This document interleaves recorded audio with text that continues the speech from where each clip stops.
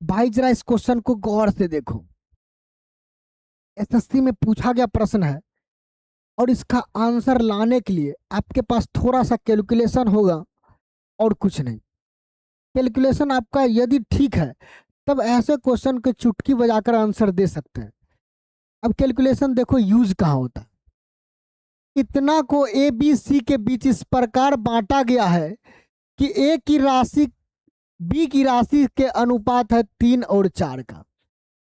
B की राशि का सी की राशि से अनुपात यानी बी सी का अनुपात 12 और 13 है। बी को प्राप्त धनराशि कितनी है?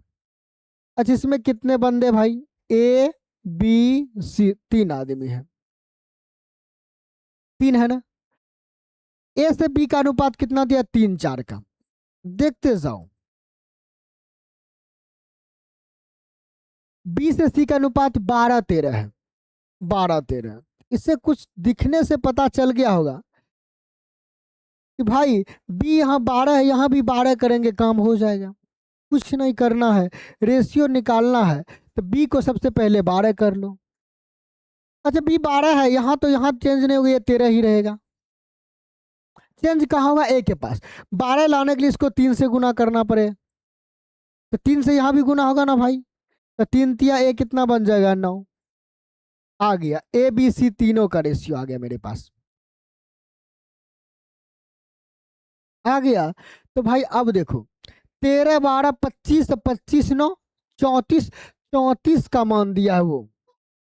अब यहां भी आपके पास टेबल पावर होना चाहिए। 77 86 ये 34 का मान है। पूछा जा रहा बी को प्राप्त धनराशि कितना। बी का मान यानी 12 का मान पूछा जा रहा है।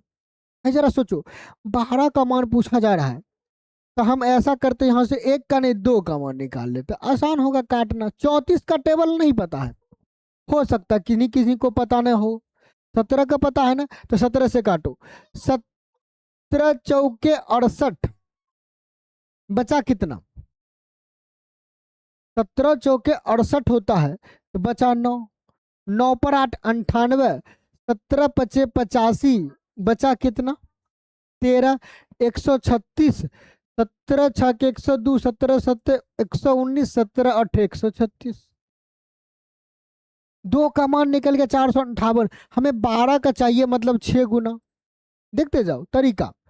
6 गुना 8 छः का 48 यानी यूनिट जीट 8 कई जगह है, कई जगह है। अब यहाँ से 12 6 गुना करना, तो देखो तरीका भी। 6 चौके 2400 प्लस 3 2700 48। 2748 कितना हो जाएगा? 2748। एकदम आसान था भाई, इसलिए कि ऑप्शन पर थोड़ा सा हम ही ध्यान न दिए। ध्यान देते तो ये पता चल जा रहा है कि 400 से 450 से 6 गुना करेंगे तो 7100 तो कभी आ नहीं सकता है।